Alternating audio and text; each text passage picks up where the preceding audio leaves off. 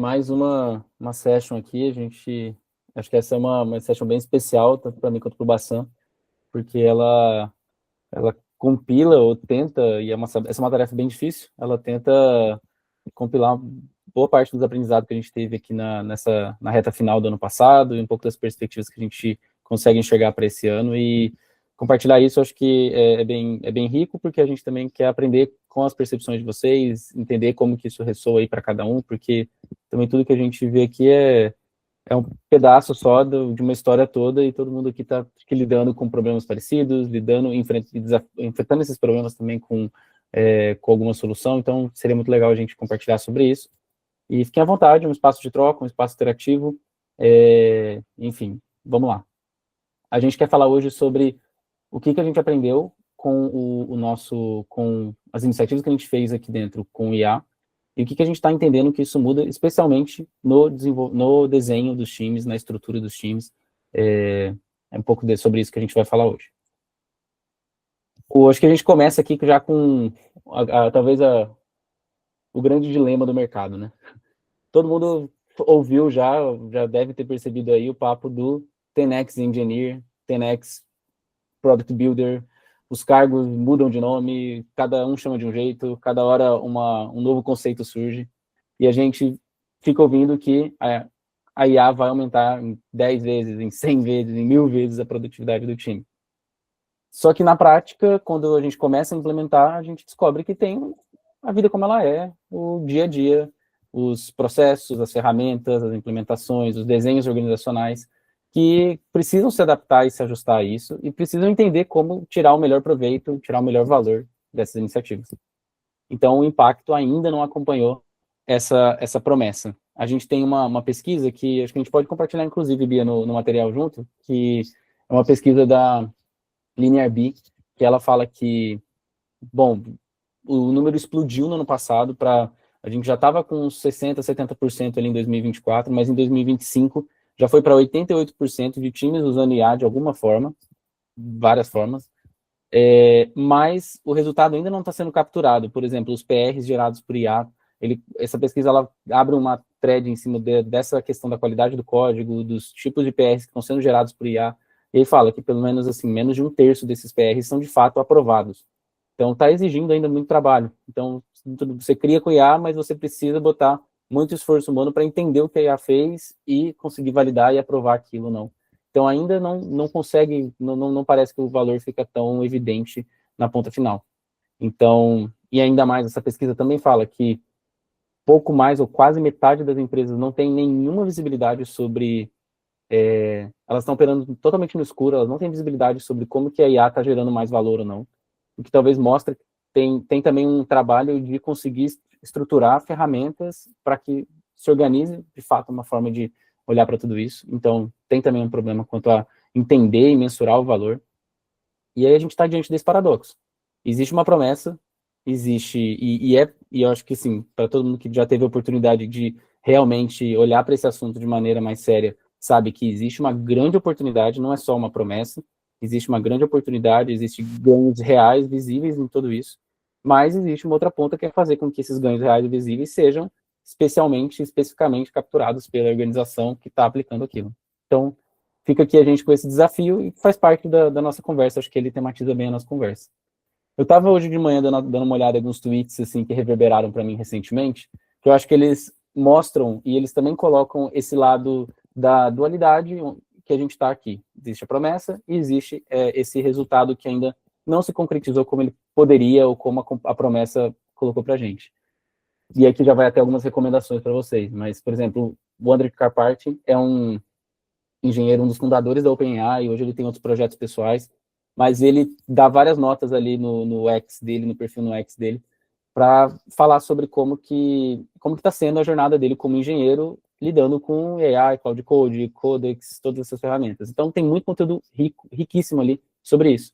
E recentemente, esses tweets são bem recentes, são da semana passada, dessa semana, na verdade, semana passada, e aí ele colocou algumas notas ali, falando, olha, de novembro para dezembro, olha que doido, de novembro, mais ou menos o meu fluxo era 80% era eu fazendo as coisas e usando o autocomplete, mas em dezembro parece que essa lógica virou muito, agora é 80% do trabalho é de agent coding e 20% é só edição ali e toques finais para poder fazer com que o PR, enfim, o trabalho que foi feito pelo agent coding pudesse ser finalizado. Então, isso é bem doido, assim. E eu realmente estou sentindo, eu não sou, nem me apresentei muito, assim, no sentido de o que eu faço, né, mas eu sou product manager, né, e eu tenho um viés mais de produto, de business, mas eu não sou tão envolvido ou tão ligado na parte mais técnica das coisas. E embora eu sou bastante curioso. Mas o ponto todo é, eu realmente tenho visto essa mudança. Assim, engenheiros e muitos engenheiros falando dessa mudança, dessa transição, onde eles conseguem, onde eles agora estão vendo mais os agentes trabalharem e eles monitorarem os agentes. Então, essa tendência se provou real para a gente também aqui no nosso trabalho. Tem um outro texto bem legal, que é esse que o pessoal da Every, que é um laboratório, um laboratório de IA, eles estão construindo vários produtos com IA, eles falam bastante sobre isso, um conteúdo bem bom. E um dos engenheiros, ou o CTO deles ali, falou, olha, como eu estou usando Cloud Code para entregar como se fosse um time de 5 pessoas. E aí ele mostra o fluxo dele, e ele chega em algumas conclusões que outras pessoas estão chegando. Olha, minha principal linguagem de programação hoje é plain English, que é só falar com LLM, explicar bem, razoavelmente, com lógica, com estrutura, com todo um fluxo de trabalho, mas é basicamente colocar as coisas e declarar bem a minha intenção para essas ferramentas. E aí ele constrói argumentos em cima disso. É um texto bem legal também. E um outro texto que eu acho legal também colocar aqui para vocês, que coloca a gente, né, aterriza a gente também um pouco nesse dilema, é esse do Thomas Tungus, num viés mais de business, produto, mas o Thomas Tungus também é engenheiro. Ele fez um texto recentemente, né, acho que foi o último texto da newsletter dele, que ele fala sobre o Model T chegando no Vale do Silício, né? Porque ele está vendo um paralelo bem grande sobre quando a indústria foi transformada pela chegada do modelo T lá na época das fábricas da Ford. Então, ele está vendo um paralelo bem grande porque quando se construiu o modelo de trabalho do Model T, teve ganhos de produtividade absurdos. Assim, em tempo de 5 anos, mais ou menos, eles viram 90% de ganhos de produtividade na fabricação ali do Model T, e toda a indústria precisou acompanhar isso. E o ganho de produtividade foi assim, antes demorava 12 horas para construir um carro e agora estava demorando 93 minutos para construir um carro. Então foi esse tipo de ganho. E ele está vendo essa curva acontecer de maneira bem similar no processo de desenvolvimento de software. Então, e aí tem ali uma análise, tem os gráficos e tudo, acho que é legal também dar uma olhada nesse texto. Mas esse ecoa bem, e é legal porque a gente fala bastante sobre, ou a gente ouve bastante no tom mais pessimista, e é bom ter também o conteúdo, o lado mais pessimista, para saber quais são as objeções, para a gente não olhar para esse problema também de maneira muito ingênua, mas a gente sabe que muita gente fala sobre o futuro do desenvolvimento de software, o que vai acontecer com os desenvolvedores, o que vai acontecer com o desenvolvimento de código, e tem vários problemas e questões que a gente tem que falar sobre isso, mas o ponto dele é, se a gente vai ter mais software sendo escrito, a gente vai precisar de mais pessoas escrevendo software, a gente vai precisar de mais pessoas fazendo isso. Então, a tendência não é que acabe o emprego, mas, na verdade, que aumentem e que se criem novos empregos, porque vai ter mais código rodando. Tem várias limitações de infraestrutura, tem várias objeções que podem ser feitas, mas isso é um paradoxo que acontece na indústria. Se vocês quiserem procurar até, acho que chama... Vou colocar aqui. Aí é mais curiosidade, tá? Para quem quiser aprofundar isso. Chama Jevons Paradox, é uma teoria econômica que fala sobre isso. Ela analisou coisas de indústria e tal, mas ela fala sobre isso. E basicamente ela quer dizer assim, quando a gente ganha eficiência no uso de um recurso, a gente acredita que esse recurso vai ser, que a gente vai usar menos desse recurso agora porque a gente está sendo mais eficiente. Mas o que acontece, na verdade, é o contrário. A gente usa mais porque justamente ele é mais barato e mais eficiente. A gente ganha mais eficiência e ele é mais barato de ter. Então, esse paradoxo ele acaba afetando aqui também, acho que é legal dar uma olhada nesses conteúdos aí, para poder entender como isso se relaciona no nosso dia a dia. E todos eles impactam a gente no nosso trabalho, né? O que a gente chega aqui de algumas conclusões quando a gente olha para tudo isso? E acho que esse é um primeiro statement aqui. A discussão sobre ferramentas, ela é uma discussão importante porque existem ganhos. Você usar Cloud Code ou você usar o Codex, determinadas tarefas, ou o Gemini, ou o modelo local, você vai ter ganhos. Indiscutivelmente tem jogo aqui. E adaptações precisam ser feitas. Mas a gente entende que antes disso, o que é mais importante é como você se organiza para usar essas ferramentas que estão disponíveis. É como você estrutura seu fluxo de trabalho para poder fazer o uso legal dessas ferramentas.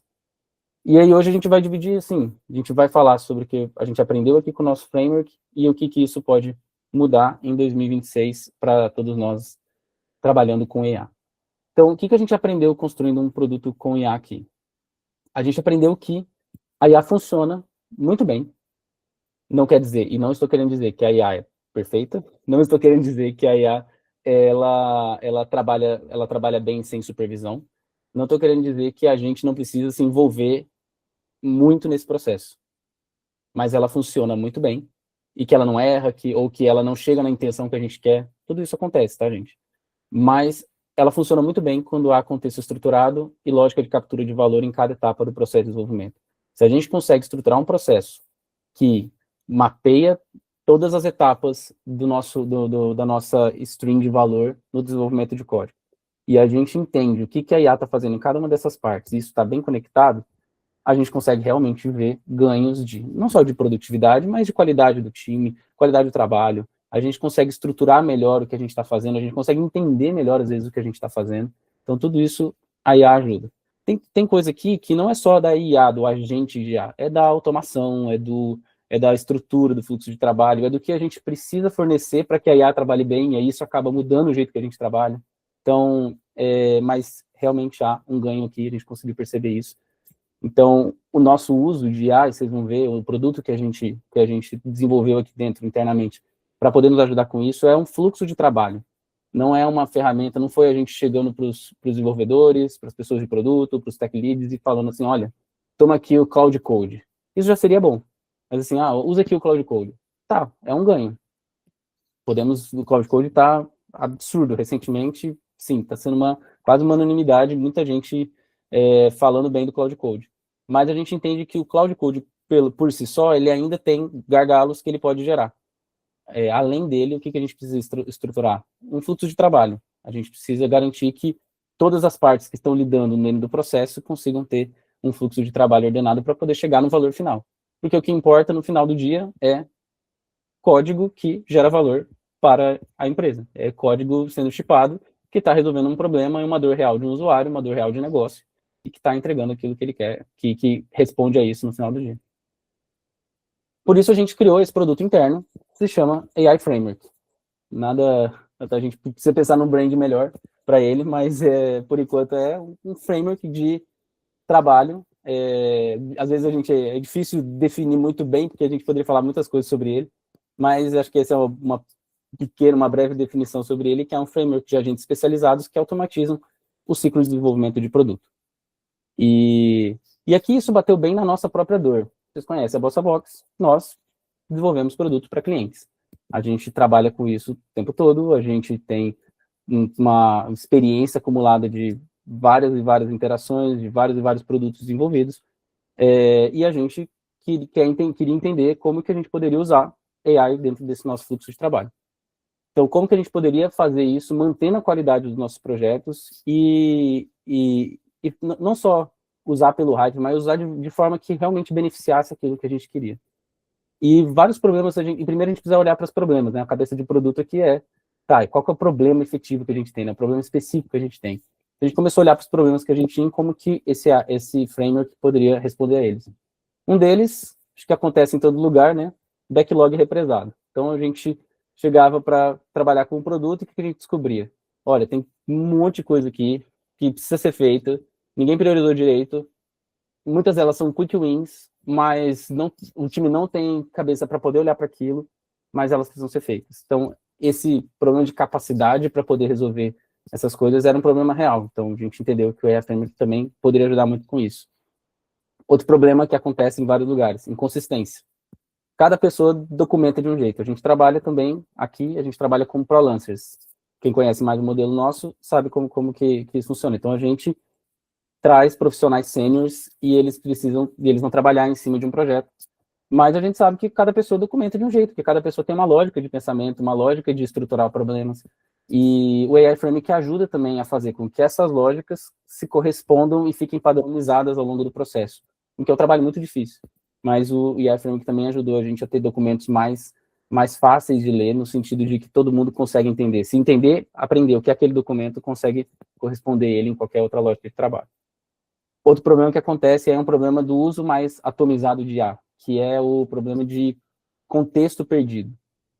Se você, para quem já teve a experiência de usar o Cloud Code agora menos, né? O Cloud Code resolve um pouco isso, mas assim, quem usava mais o ChatGPT ou algum projeto no ChatGPT, você tem que explicar o contexto. Você tem que abrir uma janela nova e começar a explicar tudo de novo. E isso afeta muito a produtividade, porque o PM pode trabalhar ali nas user stories e aí ele vai fechar os documentos, aí ele vai passar para o Tech Lead que vai refinar. Aí o Tech Lead, se ele tiver que explicar tudo de novo para que o agente comece a trabalhar, ele vai perder esse tempo. A mesma coisa acontece para quem vai implementar, a mesma coisa acontece para quem vai testar. Então, esse contexto perdido, a gente também viu que era um problema que a gente precisava resolver. Então, por isso que a gente foi para o AI Framework. E aí eu quero contar algumas, na verdade, eu nem lembrava que eu tinha um slide para isso, tá, gente? Desculpa. Mas esses são os problemas que a gente enfrentou. O que a gente construiu? Foi esses sistemas de agentes especializados cobrindo ponta a ponta o desenvolvimento de produto, então desde o planejamento até a entrega do código em produção. Coisas que dá para a gente fazer um highlight aqui. É um fluxo de trabalho, mais do que do que agentes atomizados. Ele também é um fluxo de ponta a ponta, ou seja, a gente está interessado em construir valor. A gente não está interessado em só criar valor em uma ou outra camada. A gente quer criar e sustentar esse valor. A gente quer criar o valor ali na user story, fazer uma user story muito, muito, muito bem ajustada ao contexto, ao que está acontecendo ali, e que isso se carregue, isso consiga ser carregado, transformado, iterado até o final do processo. Então, a gente teve uma preocupação muito grande com essa questão de ponta a ponta. E especializado para o desenvolvimento de produto. A gente teve 5 grandes capabilities, 5 grandes coisas que o nosso AI Framework consegue fazer, claro, com vários agentes, tá? Não quer dizer que a gente teve 5 agentes, a gente tem vários subagentes em cada uma delas, mas dá para, acho que, mapear de maneira geral essas 5 capabilities, que é uma de contexto. Então, a gente tem uma ferramenta dentro, que é a primeira, que é como você começa a trabalhar com o AI Framework, que levanta o contexto. Como é que faz isso? Vai lá no código. Então, se é um projeto Brownfield, vai atrás lá do código, vai ver como é que as coisas estão acontecendo, vai entender todos os padrões de arquitetura, bem parecido para quem já usou o Cloud ou o Codex com o init que você dá ali, então ele faz uma varredura de tudo. Aqui ele faz essa varredura, mas ele também olha coisas já que vão ser úteis para o framework. Então é meio que um combo ou uma iteração em cima dessa visão mais padrão de inicialização de um projeto. E levanta tudo. E não só levanta em termos de código, que é o que a gente chama de warm-up tech, mas também levanta em termos de produto. Então, PMs podem iterar e podem dar uma contribuição mais ali sobre regras de negócio, validar se as regras de negócio foram bem entendidas, o que precisa a mais, o que tem coisas que não estavam tão evidentes assim no código. Então, PMs podem fazer isso dentro do trabalho de produto e também de projeto, para ajudar os agentes a entenderem quem trabalha, como se estrutura, como é que se organiza os repositórios, tudo isso fica bem evidente ali nesses documentos de contexto. E aí, a partir do contexto bem definido, essa é a fundação. Está bem estabelecida. Vai para a fase de planejamento, onde se decompõe a iniciativa, então o PM ou o Tech Lead vai chegar ali e vai falar assim, olha, a gente tem que fazer uma iniciativa, não. Isso, o agente olha para essa iniciativa, olha para os documentos de fundação. Então, para mim isso, e como pessoa de produto, para mim isso é uma das coisas mais, assim, incríveis. Porque uma das dificuldades que a gente tem é criar, por exemplo, histórias, é criar documentos que fazem sentido com o que está acontecendo de fato no produto, né? Porque muitas vezes, gente, isso não é, para mim, assim, não é uma coisa assim banal, mas muitas vezes os conflitos que existem entre pessoas de produto e pessoas de engenharia é porque o pessoal de produto está pensando em uma coisa muito diferente, que não é o código que existe, que não é o produto que existe, que está materializado ali dentro do código. E muitas vezes não é porque pessoas de produto estão super desconectadas, mas é porque é difícil, porque estão falando de reinos, de domínios diferentes. Então, quando a gente junta isso, faz com que o trabalho de produto também seja muito mais orientado. E aí as pessoas de produto vão poder, de fato, pensar no usuário, pensar no negócio, mas na hora que eles forem criar tarefas, eles não vão criar tarefas do nada, eles não vão precisar ter um reaprendizado de tudo para poder criar aquela tarefa. Está olhando para o código, está olhando ali em tempo real para tudo que já foi executado, implementado, e isso está registrado, vai fazer sentido. Para o Tech Lead é muito mais fácil, porque muitas vezes ele se depara vendo o Tech Lead. O PM fala, eu quero uma casa. Aí o Tech Lead vai falar assim, pera, essa casa não dá para fazer. Aí o Tech Lead vai lá e depara, corta um monte de coisa da história e entrega uma coisa que o PM não queria, que talvez a liderança não queria. Mas agora, está tudo mais ajustado, o Tech Lead tem menos trabalho de depara, porque já está mais fácil. E aí ele consegue ir já para a parte de refinamento técnico e fazer o que precisa. E aí a gente vai para o comando ou para a capability de refining. Pega as histórias e transforma em tarefas técnicas. Então quebra item por item, faz todo o planejamento ali bem orientado sobre tudo que precisa ser feito para entregar aquela história. Criam-se aqui tarefas de teste, cria aqui tudo que precisa para poder executar esse código. Vai para a fase de implementação. Quer parar aqui, Bassan? Eu queria pegar só um gancho nessa parte que a gente colocou ali do TDD de qualidade, né? Que assim, isso é mais para a galera, mais de tecnologia, mas a gente tem aprendido que isso faz muito sentido, pessoal, que todo mundo sabe que a IA ela é não determinística, então ela trabalha com probabilidade para gerar um output, né? Então, mesmo que você use essas novas ferramentas, ou Cloud Code, ou modelo do Ops, ou outros modelos muito bons, ainda tem essa questão dela, se você mandar 3 vezes o que é DevOps, ela vai responder de 3 formas diferentes. E no desenvolvimento de software, é importante que a gente tenha algo mais determinístico, né? A probabilidade seja aquilo realmente que está especificado.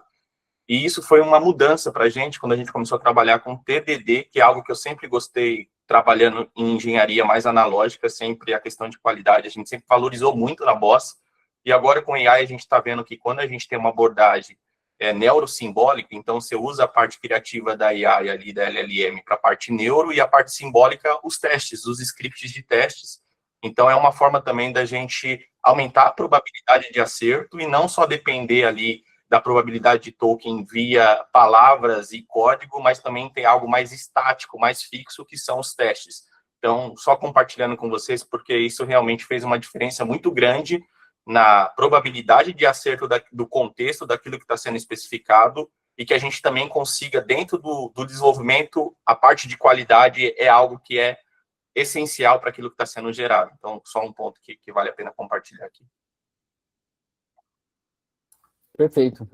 Ótimo comentário sobre isso, porque eu acho que isso faz com que também acho que esses argumentos que o Bassan trouxe, acho que também a gente pode colocar aí no combo, Bia, dos documentos. Acho que é um conhecimento legal, mas tem referências bem boas, assim, do pessoal estudando sobre isso e garantindo que a IA trabalha muito bem quando a gente referencia para ela como coisas boas são. E eu até acho que coloco isso um pouquinho mais para frente, mas isso é essencial. A gente precisa mostrar como coisas boas são para IA. E isso é um trabalho humano, é um trabalho de repertório, é um trabalho de conhecimento técnico, é um trabalho que é nosso. A gente tem que saber como é que as coisas boas são. E isso vai fazer muito sentido para ela poder trabalhar do jeito que a gente quer que ela trabalhe. Bom, no fluxo aqui é outra capability de implementação, que é, de fato, fazer o código acontecer. E a gente percebeu, e tem percebido aqui, que essa aqui é a parte mais importante, vamos pensar assim. É a parte onde exige mais massa crítica. Porque se aqui eu conseguir definir bem, então se eu conseguir ser realmente muito assertivo, refinar, estruturar, e pode ser que eu gaste mais tempo do que eu gasto hoje. Talvez esse é um trade-off que às vezes é difícil e que muita gente desacredita até de IA nesse momento. Porque fala, pô, eu gastava aqui 2 horas fazendo isso, agora eu estou gastando 2 dias. Mas talvez esses 2 dias compensem o trade-off que você tem aqui. Porque aqui você não vai gastar mais uma semana, você vai gastar 1 hora. Então valeu a pena gastar 2 dias aqui. Entendeu? Então essas razões começam a aparecer porque é um modelo novo de trabalho. E a gente colocou também uma implementação de quality, então a gente tem agentes de qualidade que fazem um rastreio de tudo isso que aconteceu e garantem que o que foi levantado lá no contexto, lá no planejamento, foi de fato entregue na ponta final, e aí o código está pronto para ser deployado. Nossas principais features com AI Framework, o que a gente mais ficou atento aqui para entregar com ele? Ele precisava ser consciente e lidar com o contexto de brownfield, ou seja, a IA é muito boa, se você hoje vai começar um projeto do zero, e ali começar a prototipar no Lovable, levar depois isso para um Cloud Code e tal, provavelmente você vai seguir ali, porque a IA está preparada para isso, as melhores práticas, os melhores frameworks, vai ter muita coisa, o Greenfield, o projeto do zero é sensacional. Mas a gente sabe que onde está a dificuldade, que é o contexto de 90% dos nossos projetos, é aquilo que já existe. Então, é código legado, estruturas que estão em frameworks em frameworks que precisam ser atualizados. Então, tudo isso a gente trouxe para cá para que o nosso sistema também conseguisse conversar com isso e lidar com eu nem ia chamar isso de dificuldades, né? Mas lidar com esse cenário, que é um cenário mais condizente com o que a gente encontra no mercado. A gente também pensou que o AI Framework precisava ser orientado pelo desenvolvimento à especificação. Então, o desenvolvimento precisa ter as especificações corretas para fazer as coisas corretas. Então, a gente olhou para Spec Driven Development. A gente também exaltou a disciplina de engenharia de contexto. Então, talvez vocês já ouviram a gente falar disso em outras falas por aqui, mas engenharia de contexto é algo muito importante para o funcionamento do AI Framework. E Human in the Loop. A gente não acredita na ideia de que isso tudo vai acontecer de maneira desassistida. A gente acredita que a IA pode ocupar caminhos mais críticos do trabalho, mas o trabalho de orquestração, de coordenação disso, de repertório, é um trabalho humano, e mesmo que a gente tenha a AGI, a gente ainda vai precisar de humanos dizendo para ela o que ela precisa fazer, como ela precisa atuar, então esse trabalho continua sendo humano. Mas deixa eu mostrar para vocês aqui 3 cases, ou 3 situações que a gente passou aqui com a AI Framework, que eu acho que elas ajudam vocês a verem os ganhos que a gente teve.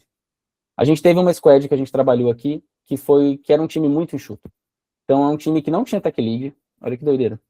E a gente tinha só um PM e um desenvolvedor. E eles precisavam entregar uma feature ali de média complexidade, era uma feature de validação automatizada de CNPJ. E esse projeto tem vários problemas de bibliotecas, tem bibliotecas que estão bastante desatualizadas, que não podem ser atualizadas por várias outras questões. Então, assim, era um projeto bem brownfield, uma feature ali que demoraria, talvez, vamos chutar por baixo aí, uma semana para ser desenvolvida num jeito normal. Esse SWE, inclusive, não é SWE sênior, ele era um SWE pleno. Então, assim, só para vocês verem que até nesse contexto rodou bem, sabe? E o PM também não é um PM técnico. Então, várias das coisas ali acontecendo, mas a gente trouxe o AI Framework, implementou, e assim, a gente conseguiu chegar na feature entregue, atingindo o objetivo, o resultado de negócio ali em poucos dias. Teve trabalho de refinamento, então aconteceu aquele padrão ali, gastou talvez 1 ou 2 dias refinando, mas a feature foi implementada em metade do tempo, vamos colocar assim, que a gente poderia esperar que era 1 semana de desenvolvimento, foi para 3 dias, justamente porque teve trabalho o AI Framework que ajudou a fazer a especificação correta e fez o trabalho bem coordenado ali. Então, e hoje esse time trabalha 100% do workflow com IA, até o próprio Tech Lead ali, tem uma pessoa Tech Lead que ajuda esse time, mas assim, é muito, muito, muito alto nível. O PM e o SWE estão desenrolando todo o backlog, fazendo tudo via o AI Framework, que eles conseguiram chegar nessa maturidade, nessa confiança, de que eles entregam de ponta a ponta e eles podem até superar as métricas anteriores de performance nesse fluxo. Então, um caso bem legal. Um outro caso que a gente tem, que era uma feature mais complexa, e aqui é um caso onde só o Tech Lead trabalhou. Olha que a gente não teve trabalhos do SWE no fluxo e nem do PM. É um projeto mais técnico, então o Tech Lead tem uma liderança mais proeminente dentro do projeto. Mas ele precisava entregar essa feature, mas ele não podia comprometer o andamento do time, o que o time estava fazendo. Então, ele aproveitou, aquela parte de especificação, de levantamento de contexto estruturado, foi muito útil para ele, para dar caminhos bem curtos ou mais curtos para ele poder planejar e especificar o que ele precisava. E ele entregou essa feature ali em menos de 1 semana, sem onerar ninguém no backlog, nem onerar ninguém no trabalho, e acelerar o desenvolvimento do backlog entregando aquela feature. Então, o time conseguiu manter a eficiência, e a qualidade da especificação e a condução dele ali foi bem importante para poder fazer isso acontecer. E tem um terceiro caso que eu acho também legal, porque mostra a importância, o que o AI Framework também estipula no desenho dos times para colaboração. Então, a gente sabe um problema que acontecia com esse time, é um pouco de assimetria entre as tarefas técnicas e os user stories. O PM estava lá especificando, bonitinho, estava bem intencionado de que ele estava indo no caminho certo, mas existia uma certa assimetria entre o que ele passava e o que de fato estava sendo desenvolvido. Então, quando ele começou a criar as user stories dentro do contexto do produto, dentro do contexto do AI Framework, as histórias começaram a vir muito mais redondinhas. E aí os agentes de refinamento se utilizaram desse contexto todo, o tempo gasto nessa geração de tarefas pelo Tech Lead caiu muito, e, enfim, eles até desenvolveram spin-offs do próprio AI Framework para atender situações específicas ali que eles tinham. Então, tanto a engenharia de contexto aqui e o papel dos humanos na orquestração foram determinantes para esse sucesso da entrega. Então, quando a gente coloca o AI Framework, isso eu acho que é um ponto legal. A gente colocou o AI Framework como estrutura base para o trabalho acontecer. Mas, no fim do dia, gente, é uma LLM que está ali, é um Cloud Code, pode ser o Codex também, é uma LLM atuando debaixo dos panos para poder fazer isso acontecer. Então, não tem problema dentro do AI Framework o desenvolvedor, o PM, utilizar do recurso e do poder que essas tecnologias têm, que essas LLMs têm, para poder ajudar eles com os desafios que eles têm. Então, é legal, porque a gente também não está encaixotando, a gente está dando um fluxo de trabalho, mas, ao mesmo tempo, os comandos podem ser acionados, os comandos que a gente tem específicos, e eles podem também colocar outros comandos, ou fazer adições, ou aprofundar determinados temas usando o poder que a LLM tem. A gente não tira esse poder. A gente, na verdade, reforça ele. Dito isso, quais princípios que a gente validou nesse trabalho? Primeiro, engenharia de contexto é uma skill, assim, core. Eu acho que eu não gosto dessas máximas, geralmente eu não falo, mas eu vou deixar uma aqui. Eu acho que quem não está estudando engenharia de contexto está um pouquinho para trás. Porque engenharia de contexto é o que junta todo mundo no mesmo lugar, seja PM, seja Tech Lead, seja SWE, entender como isso acontece, entender os padrões que se repetem, os padrões que precisam acontecer, é muito importante, porque a IA só vai ser boa de acordo com o contexto que você dá. É aquilo, garbage in, garbage out. Se você coloca lixo ali no contexto, vai sair lixo na ponta final, e a culpa não é da IA, a culpa é do garbage que a gente colocou no começo. Então, fazer especificação de produto é uma infraestrutura crítica para que o sucesso do IA aconteça aqui. A documentação precisa vir como input de tudo, então, antes de tudo, eu preciso especificar muito bem, que é o Spec Driven Development, e isso começa a se tornar verdade também. Dominar o contexto, a gente consegue ter mais domínio, mais controle sobre o resultado, mesmo em padrões não determinísticos, porque o contexto é a minha base, o contexto é a minha fundação. Então, eu vou ter sempre ele para ele poder recorrer e a IA poder seguir ele. Uma coisa que eu também falei bastante aqui, mas é legal reforçar, human in the loop, muda de lugar, mas ele não desaparece, talvez a gente vai entendendo os caminhos críticos que a IA pode fazer, e a gente vai mudando onde o humano se coloca nisso tudo, mas ele ainda é muito importante, e a responsabilidade aumenta. Então, todos nós que estamos lidando ali com o IA, a gente vai aumentar a nossa camada de responsabilidade à medida que a gente tem mais agentes trabalhando dentro desse processo. Então, e a gente vai precisar assumir esse lugar de validar, de orquestrar e de garantir que está indo tudo para o lugar certo. E um terceiro princípio que eu acho que eu também já ventilei um pouquinho, mas é sobre o nosso repertório, nosso conhecimento técnico. Isso ainda é fundamental, isso ainda é necessário. Lembrem como as LLMs aprendem, como elas sabem, como elas podem fazer tudo isso. É tudo probabilidade, é tudo engenharia de probabilidades e é conhecimento que já tá disponível por aí. Mas esse conhecimento também e esse conhecimento sempre vai estar com a gente no sentido mais específico, porque o conhecimento que está por aí é generalizado. Agora, o conhecimento do produto, o conhecimento do mercado, o conhecimento do negócio, o conhecimento das tecnologias, estudar, pessoalmente, nota pessoal, eu tenho estudado muito mais do que eu imaginei que eu ia estudar em tudo isso, porque a gente precisa estar não só atualizado, mas a gente precisa saber quais são os padrões, quais são as referências, o que a gente precisa trazer para esses agentes trabalharem. Então, a gente precisa mostrar como as coisas boas se parecem e trazer isso tudo para os agentes e coordenar esse trabalho sabendo como a gente quer que esse resultado seja feito, seja no final do dia. Bom, é isso, eu estou dando uma avançada aqui para eu não pegar todo o tempo do Bassan, coitado, mas é isso, os agentes estão atuando no caminho crítico, nós como sendo determinantes para colocar nesse caminho. Existe shift de papel, existe uma certa incerteza dos nomes que a gente dá para tudo isso, e estamos aprendendo muito qual o nome que a gente dá para os cargos. Sim, tem dificuldades aqui, mas a gente precisa entender que há mudanças de papel também, e esse entendimento da IA como fluxo de trabalho. O problema não é necessariamente, o problema da falta de resultado não é um problema de adoção, não é um problema da IA, mas é um problema da adoção e como a gente está utilizando ela. Contexto é algo muito importante e que os frameworks, o jeito que a gente organiza o trabalho é maior do que a ferramenta que a gente está utilizando. Então, fica aí esses takeaways. Vou passar para o Bassan para ele. Isso foi muito do que a gente viveu em 2025, né? Foi dos aprendizados de 2025. Agora, o que a gente faz com eles em 2026, olhando para o futuro?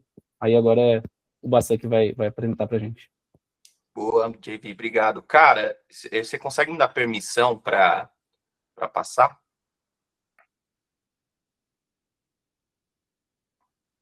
Pronto. Bora lá, gente.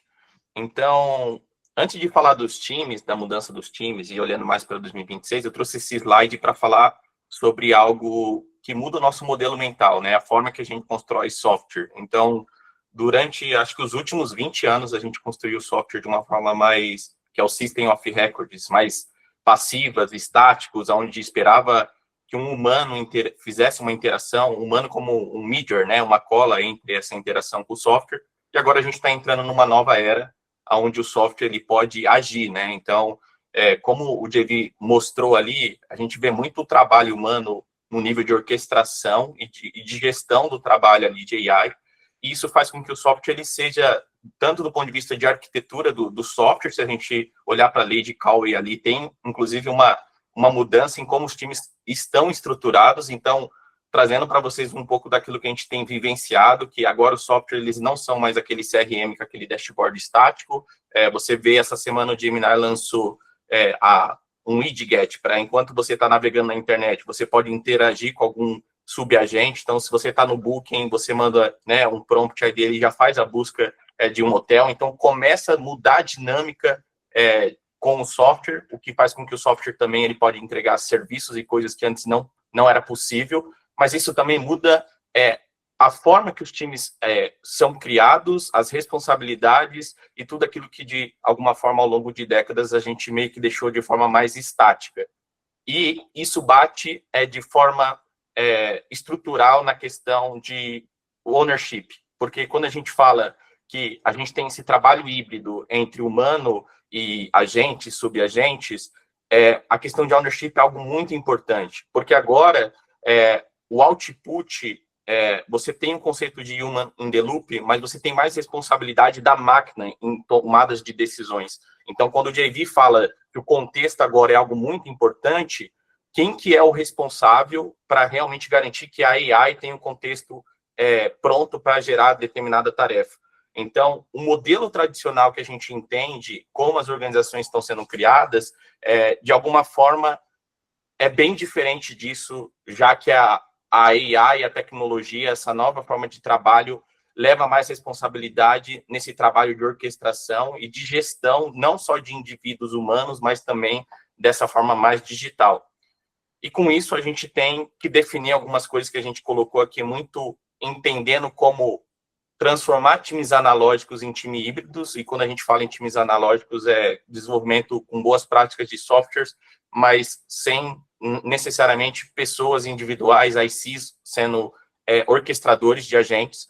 E muito do que fez a gente ter sucesso, inclusive, é definir quem são os owners, por exemplo, de contexto, de validação daquele contexto. Então, quando o JV coloca ali que PMs e Tech Leads, né, eles são a intenção daquilo que está sendo construído é mais importante do que necessariamente o código em si, que acaba virando um pouco commodity, garantir que essas pessoas elas têm essa ownership. Isso, inclusive, muda na forma que a gente visualiza a performance individual dos indivíduos, faz com que também aquilo que a AI ela gera tenha uma responsabilidade humana. Então, de forma tradicional, se um júnior não faz um bom algoritmo, você sabe que alguém tem que treinar aquele júnior.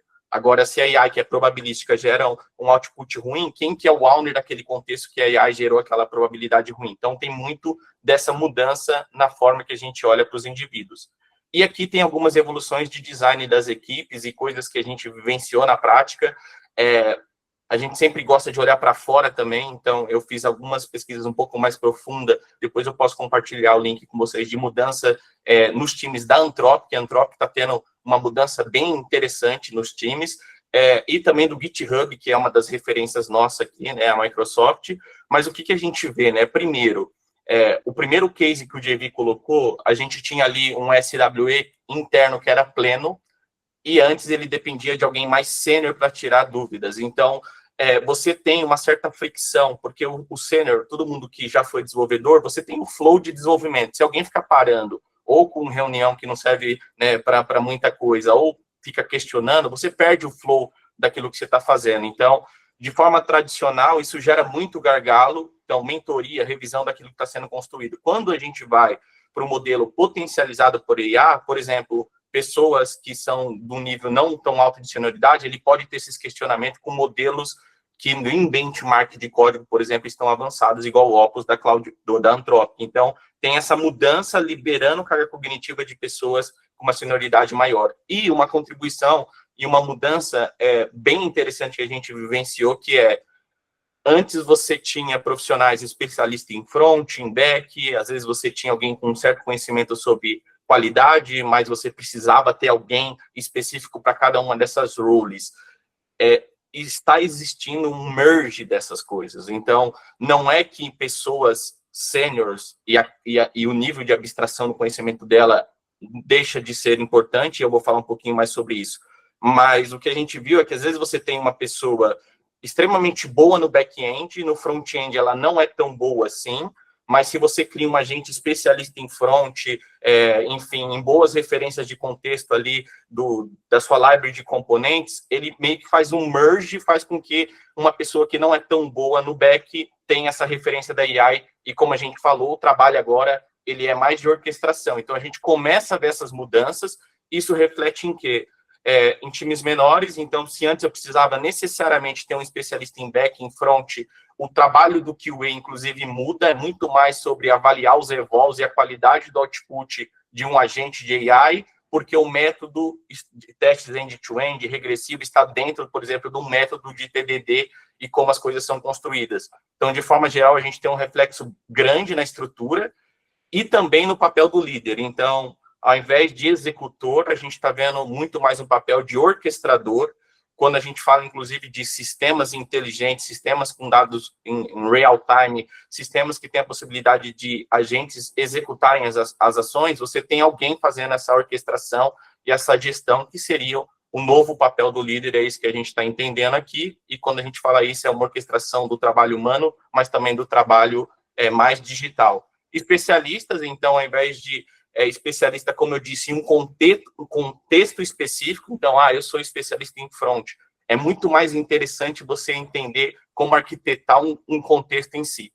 Profissionais, por exemplo, de engenharia, que tem uma boa base sobre design de arquitetura, um nível de abstração maior, é muito mais interessante, porque esse contexto agora, a intenção é essencial, a forma que você vai direcionar essa intenção, esse é o tipo de carga cognitiva que um sênior deveria estar usando mais a partir de agora. E de gerente de pessoas, gerente de sistemas. Então, ao invés de ficar apenas orquestrando o trabalho, se o sistema ele não é mais estático e passivo e dependente de um humano para interagir, agora ele, na verdade, ele deveria visualizar, analisar os outputs dos agentes, verificar como está sendo aquele contexto e calibrando esses evols, esses guarda-reios, para cada vez ficar de uma forma mais autônoma.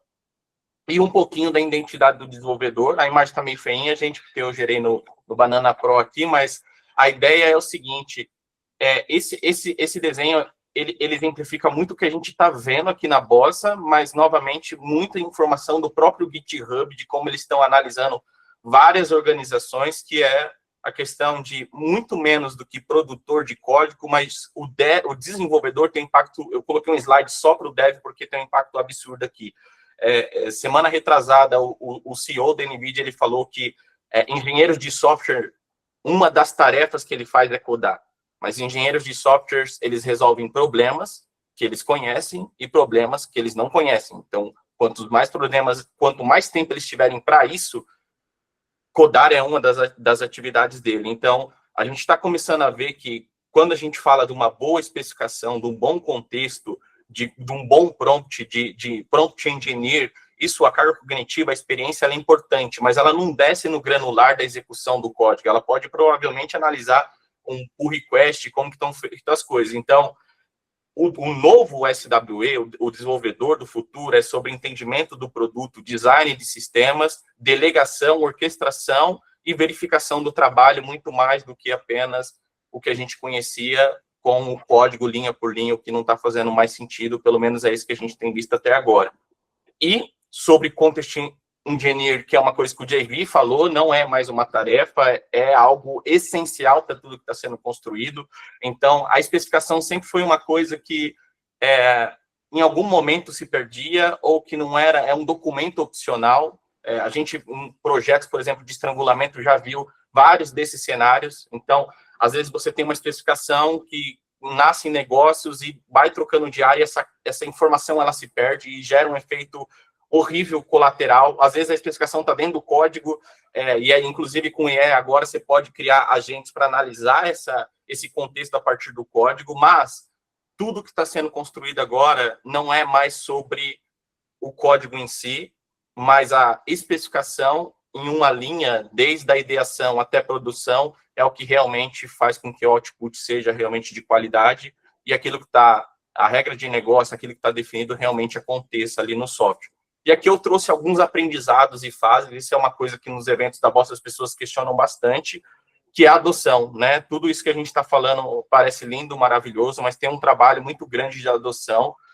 Eu sou de tech e no início eu era muito cético mesmo com AI, falou, pô, cara, não é possível que tudo isso que as pessoas estão construindo e, na verdade, tem fases, tem estágios, isso aqui é um conteúdo do Git, que depois eu posso compartilhar com vocês, mas existe toda uma questão de, primeiro, as pessoas criar coisas menores, autocomplete com AI, tem uma colaboração ali mais pragmática, e depois realmente confiante e otimista, e no estágio 4 que a gente começa a ver realmente ganhos mais tangíveis daquilo que a gente está construindo. Então, quando a gente fala que SWEs, times menores, conseguem entregar, tem muito a ver com a adoção e como a gente leva isso para pessoas técnicas ou pessoas que trabalham de uma forma mais pragmática. E algumas perguntas antes de implementar, então, isso é coisas que a gente tem vivenciado antes de chegar e falar, nossa, que legal essa feature, e vamos botar AI aqui. Inclusive, nós vimos vários casos que, às vezes, o gargalo nem está em código, então você coloca algum tipo de AI para aumentar o throughput e a revisão de código é onde está o maior problema, então você não entrega valor lá na ponta. Então, primeira questão é sobre o valor esperado, então, analisar o ROI disso, quem que vai validar esse output, quem que é o owner, quem que vai ter ownership por aquilo que está sendo construído, se essa pessoa tem esse tempo, se ela tem essa skill, ou se ela tem subagentes para ajudá-la, como medir o sucesso. Então, as empresas acabam nem medindo o sucesso disso, às vezes as pessoas nem analisam o fluxo todo de valor para entender se naquela parte do fluxo é onde realmente bota AI, às vezes nem tem um processo bem estruturado de forma analógica e as pessoas acreditam que colocando AI vai resolver, não é isso que a gente tem visto.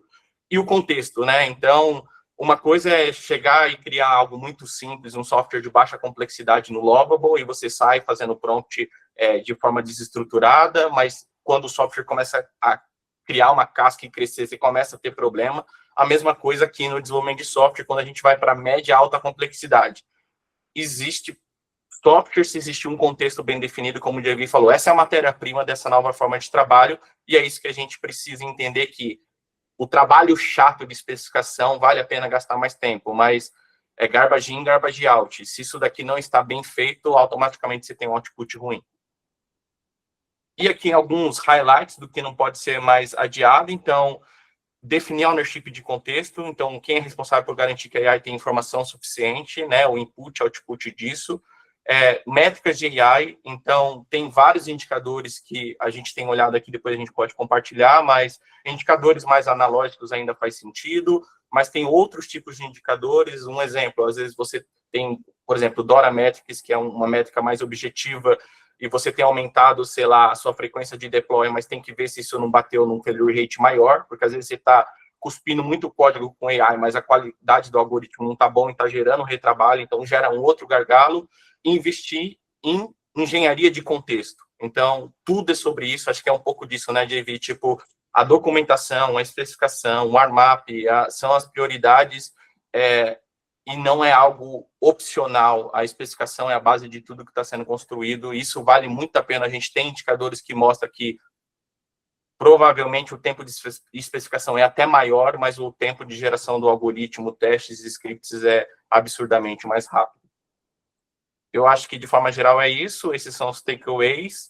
E o que fazer na segunda, então, aqui é mais fazer um recap de algo mais prático, mapear primeiro onde a IA funciona versus gera atrito. Primeiro, esse mapeamento tem muito a ver com o Value Stream Mapping, com teoria das restrições, algumas coisas que a gente usa aqui na Bossa Box, para primeiro identificar onde está o gargalo, para colocar AI de uma forma, não uma mudança local, mas global no fluxo. Quem é o responsável por esse contexto? Ter algum tipo de medida e priorizar a questão de engenharia de contexto, porque aqui é um investimento, é algo que realmente aumenta a probabilidade de acerto. É isso. Aí, avisos finais aqui. Pessoal, obrigado pelo tempo de vocês. Gastamos um pouquinho da manhã de todo mundo aqui. Espero que tenham curtido o conteúdo. Se vocês quiserem receber o material e gravação do webinar, tem um QR Code. Se você quiser continuar essa conversa, eu imagino que a maior parte da galera deve ter o LinkedIn da galera da Bossa. Estamos num momento de muita troca de conhecimento. Eu brinco que nos últimos 2 anos, pelo menos, eu tenho estagiado e aprendido muito.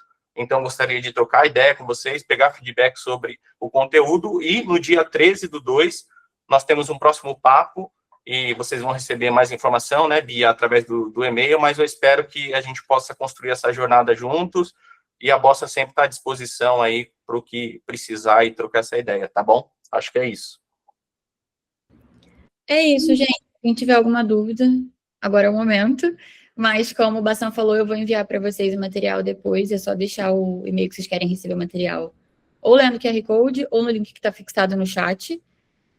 Ou procura a gente no LinkedIn também, não tem problema. E a gente tem a próxima session já marcada no dia 13 com o JV mesmo. Então, o JV vai dar a sua ilustre presença de novo para a gente. Fala aí, JV. Então, isso, gente, vamos lá. A gente vai falar mais sobre trabalho de produto ali, upstream. Então, só dando um spoiler aqui. Então, quem tiver interesse, se quiser chamar alguém, enfim, vai ser um momento bem legal ali. Eu tava olhando a agenda e percebi ali que é sexta-feira de carnaval já, né? Antes do carnaval. Então, assim, vamos entrar no bloquinho aí feliz. Vamos lá, é sexta-feira. E percebi que o carnaval já está aí batendo a porta, né? Também o tempo passa muito rápido. Eu tenho uma outra coisa, Bia, para falar. A Edu vai mandar um link aqui agora. A gente está com algumas vagas abertas. Se vocês conhecem alguém, se vocês tiverem alguém para recomendar, coloquem aí, vai ser muito bom. Então, enfim, acho que só isso. Deixa eu responder o Alejandro. E, gente, se vocês tiverem mais alguma pergunta aí, eu não quero causar muito com o almoço de todo mundo, mas mandem aí, pode mandar no chat se quiser, ou levanta a mão. O Alejandro mandou, seria bacana ver o fluxo funcionando na prática. Alejandro, a gente tem alguns materiais legais, inclusive de outros eventos que a gente faz, tem alguns videozinhos também, mas acho que vale a pena, né? O Bia, você tem o contato de todo mundo aqui, depois a Bia envia para você, tá? Então, é basicamente esse fluxo desde a ideação até a produção, mostra os agentes ali executando, tem um pouquinho mais de detalhe, acredito que ajude aí com essa pergunta. Exemplo de métricas, boa. Rodrigo, desculpa, alguém falou e eu saí falando que eu tô acelerado aqui, gente. Alguém tinha falado? Não, só agradecer, Gustavo. Tá. Beleza, Leandro. Boa. Deixa eu ver a próxima. Rodrigo, no gancho de Alejandro, exemplo de métrica. Cara, boa, assim, a gente tem... Eu vou mandar aqui um conteúdo para vocês. A gente olha para vários indicadores, tá? Então, assim, a gente tem indicadores mais objetivos, que a gente acredita muito ali no que o Instituto Dora, que foi adquirido pelo Google em 2016, se eu não me engano, agora eu falo tanto isso que eu esqueci, que fez uma pesquisa com mais de 30 mil desenvolvedores para entender o que gera fricção no desenvolvimento do software. Então, é um estudo que existe há mais de 10 anos, ele muda de acordo com as mudanças da tecnologia. Então, o estudo de AI já traz alguns indicadores, então a gente usa muito esses indicadores mais objetivos. E uma outra parte que a gente gosta de olhar são informações mais subjetivas, né? Assim, a experimentação, a opinião das pessoas, Rodrigo. Então, Developer Experience, eu não sei se vocês conhecem a GetDX, inclusive uma das pessoas fundadoras é a Nicole Forgeston, que escreveu o livro Accelerate, que é um livro que mudou minha visão sobre algumas coisas de engenharia, mas são perguntas subjetivas, então quando você combina as duas coisas, você consegue visualizar melhor onde estão as restrições relacionado ao trabalho com AI. E, além disso, Rodrigo, tem um outro conteúdo que é importante, que é o análise do VSM, que é o Value Stream Mapping. Então, mais do que botar AI, você tem que ter alguns indicadores de quais são as etapas do seu fluxo de valor, qual que é o seu lead time, qual que é o tempo de, sei lá, de discover, qual que é a taxa de retrabalho. Então, quando você combina essas coisas, você começa a ter indicadores mais da causa raiz de alguma restrição. Então, acho que são essas três coisas, VSM, DORA e Developer Experience, e a gente tem conteúdo sobre isso também. Então, se você quiser, a gente pode compartilhar contigo aí. A gente tem um texto bem completo que a gente consegue explicar e juntar a VSM com TOC. Eu não sei se é assim que fala, mas acho que é assim, né, Bassam? TOC. Então, a gente manda para vocês também. Acho que eu vou fazer um Notion com todos esses links que os meninos citaram aqui. E aí, também soltar alguma coisa, como eu falei, o LinkedIn está aberto. É só puxar a gente por lá. Mas obrigada a todo mundo pelo tempo de vocês. Deixem os feedbacks. Se não quiserem dar o feedback no link, pode dar o feedback pessoalmente lá no LinkedIn também. É muito importante para a gente. A gente testou esse formato com 2 pessoas e acho que pode ficar mais fluido ali, né? Mas a gente está aberto, gente, a melhorar e ouvir vocês, viu? Obrigadão todo mundo. Muito bom, valeu, galera. Valeu, gente. Obrigado. Valeu, Bom gente. para todo mundo. Obrigada, tchau, tchau. Valeu.